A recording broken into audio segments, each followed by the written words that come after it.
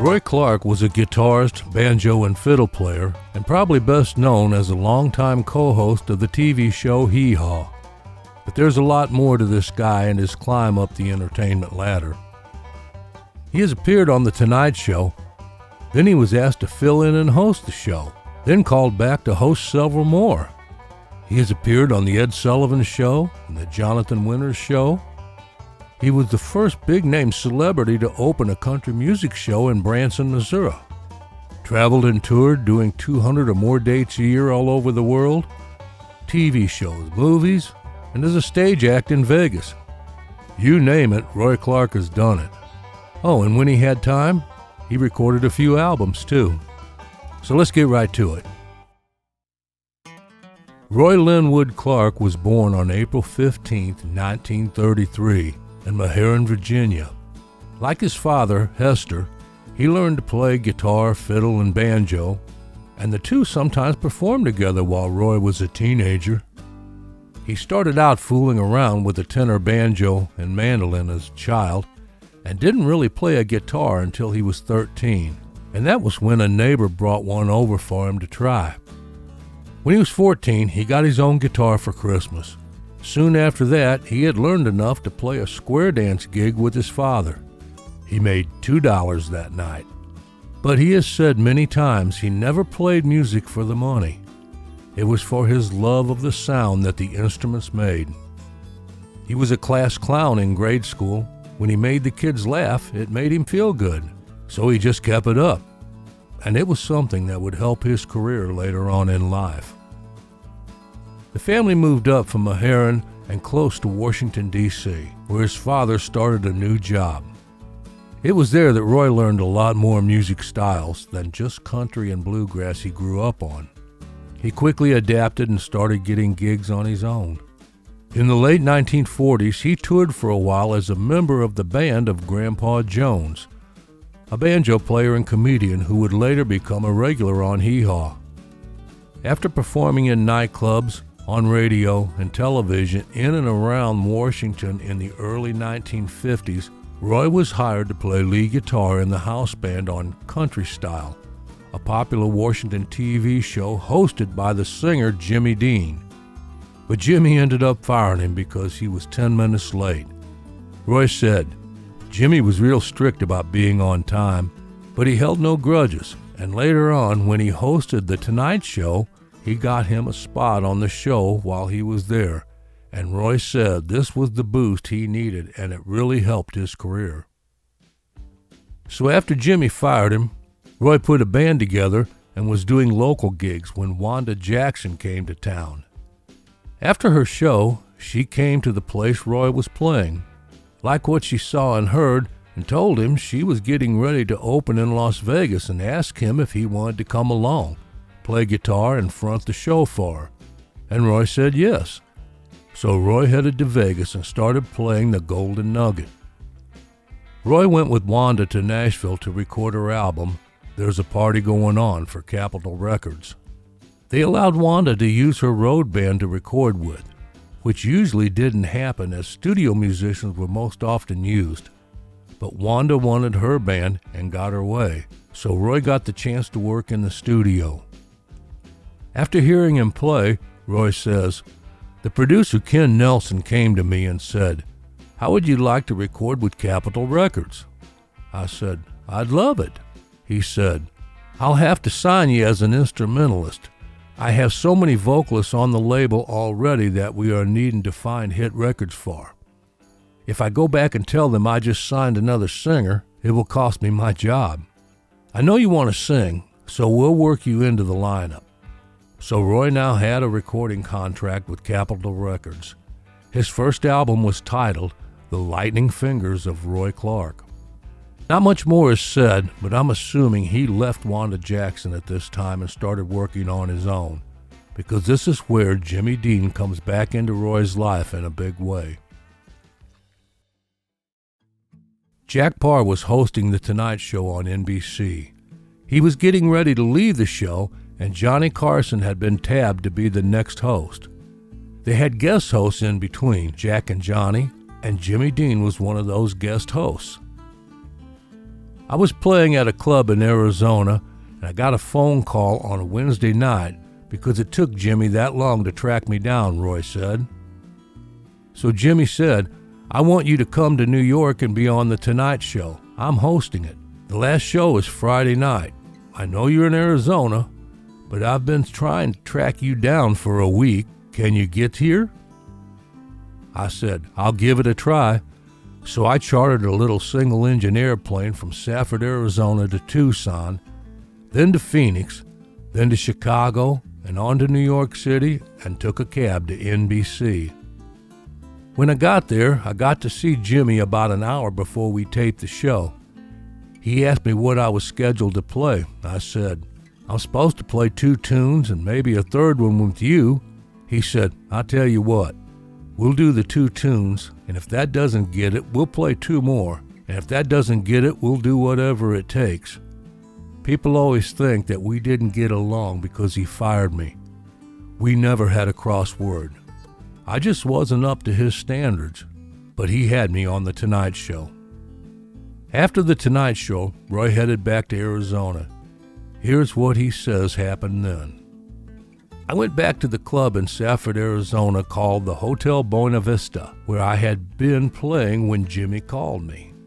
As soon as the taping was over, I had to jump in a cab, grab a flight, and go back to Arizona. You talk about a logjam. They picked me up at the airport and told me that I was in trouble because they didn't know if I was going to be able to get to the little bitty hotel and the little bitty showroom. It took us 2 hours to go a half mile. People came from everywhere. We had to do 3 shows a night. At that time, that was the biggest thing that had ever happened in my life. I had a couple of instrumental records that were fairly successful, but nothing to compare with national television, where they know your face and your name, and they know what you do. Roy's career was taking off in a big way now. What we have to look at here is, as good as a musician as Roy was, he also had a great personality.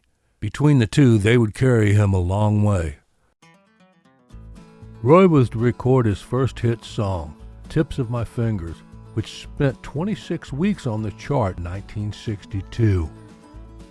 He had the crossover hit later, Yesterday When I Was Young, and his first #1, Come Live With Me. Roy had quite a few hits considering he didn't record nearly as much as most artists. He got a few more guest appearances on The Tonight Show, which was now hosted by Johnny Carson. Later, Johnny was to take off on Mondays, and they would have guest hosts come in for that. Roy was asked to be a guest host. His first guest was Bob Hope. He got through that okay, but with a lot of help from Mr. Hope himself. But he must have done something right, as he was asked back more times to host, and once he even did the show for a solid week while Johnny was off. So now we get into how Hee Haw came to be for Roy Clark. After taping a show on the Beverly Hillbillies, he then made an appearance on the Jonathan Winters Show. Here is how Roy tells the story. I was a guest on the Jonathan Winters Show. The producers of the show were 2 gentlemen from Canada. They had an idea for a show that was like Laugh-In. They said it would be slapstick comedy, but then also some good country music. The idea was to have 2 hosts on the show, and they asked me if I was interested in doing it. In this business, you say yes to everything. I said, of course. That was about September 1968. In January of 1969, Jim Halsey, my manager, called me and said, "They're getting ready to do that show." I said, "They're getting ready to do what show?" He said, "Well, they're calling it Hee Haw." I said, "They're calling what Hee Haw?" He said, "It's obvious they'll come up with a better title in time to do the show." Thinking back on it, what better title could you come up with than that? The show first aired on June 15th, 1969. Hee Haw went on to become a major success, as we all know. It brought Buck and Roy and the whole Hee Haw gang into our living rooms. With its way too many to name all guest stars, People waited every week to see who would be next. One big fan of Hee Haw was Elvis Presley, who in fact dated two of the Hee Haw honeys. Most well known, of course, was Linda Thompson, who dated Elvis for around 4 years, and Diana Goodman. Elvis's father, Vernon, even did a guest spot on Hee Haw after Elvis died, talking a little about Elvis and introducing the gospel song Amazing Grace. It was said Elvis always wanted to make a guest appearance on the show, as did many celebrities. One, in fact, Roy recalls, was Sammy Davis Jr. Roy says he came in dressed in a snappy sports jacket and slacks with about 4 pounds of gold around his neck and on his hands. The producers told Sammy he would have to change into some bib overhauls. Well, I guess reluctantly Sammy did, but Roy laughed and said he still kept all that gold on, making sure his necklace was hanging out over his bibs. Buck Owens and Roy Clark were co-hosts, and Roy was there from the beginning and stayed until the show's end in 1992. Buck quit the show in 1986. The filming for Hee Haw only took 2 months. The rest of the time, Roy was out working other shows, and he had started his Roy Clark Celebrity Theater in Branson, Missouri, and would play there quite often. Roy was the first big-name star to open a theater in Branson. Many more followed, but Roy was the first. His list of awards are many. Here are a few. At age 14, Roy won the prestigious banjo competition at the National Country Music Championship in Warrenton, Virginia. He won again in 1948 and earned television contracts in Washington, D.C., and occasional appearances at Nashville's Grand Ole Opry. He has won 7 Country Music Association awards: Entertainer of the Year in 1973, Comedian of the Year in 1970, Instrumental Group of the Year with Buck Trent in 1975 and 1976, and Instrumentalist of the Year in 1977, 78, and 1980. He's won a Grammy, won a Pioneer Award. In 2007, he was inducted into the Cheyenne Frontier Days Hall of Fame, and in 2009, Roy was inducted into the Country Music Hall of Fame. Roy was married very young, but it didn't last long. He said they got married because their friends kept saying they should.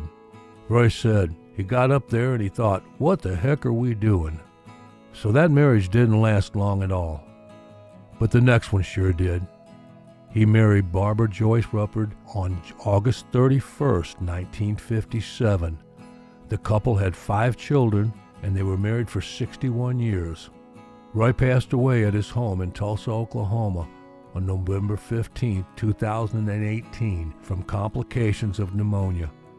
He was 85 years old. There's no doubt Roy Clark loved music, but I think he also loved to entertain and make people smile. Roy helped a lot of musicians get their start in music when he could, just as Jimmy Dean had helped him so many years ago. Hope you enjoyed this video on Roy. If you enjoyed it, I'll put another one up right here to recommend for you. This is a great guitarist Roy had on Hee Haw and also did an album with, Gatemouth Brown. Check it out if you have time. It's a pretty good story. I gotta go. Thanks for watching. Please subscribe and give the video a like if you get the chance. Catch y'all later.